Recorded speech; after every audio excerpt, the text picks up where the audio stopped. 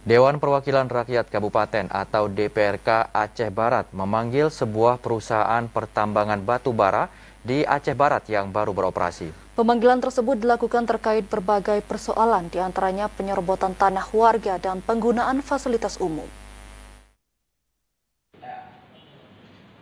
Dewan Perwakilan Rakyat Kabupaten Aceh Barat memanggil sebuah perusahaan pertambangan batu bara yang beroperasi di Kecamatan Kawai 16 Aceh Barat.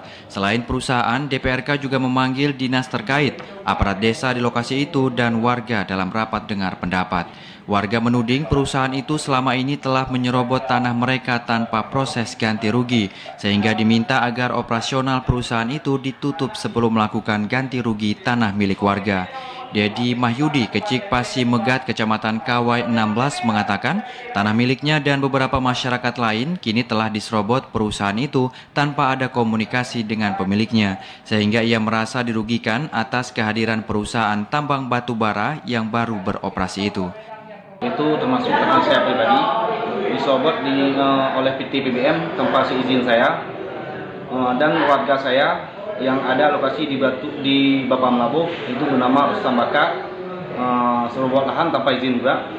Dan yang saya herankan sampai saat ini, bagaimana pihak PT BBM untuk membebaskan lahan itu menggunakan supradik dari kecil ataupun sertifikat notaris ataupun hanya tunjuk tangan itu bahwa punya dia. Nah, sampai saat ini belum ada kejelasan dan belum ada ganti rugi terhadap saya dan masyarakat saya yang kena korban.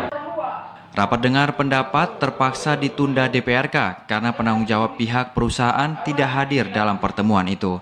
Dari Melabuh, Aceh Barat, Ashar, TVRI Melabuh.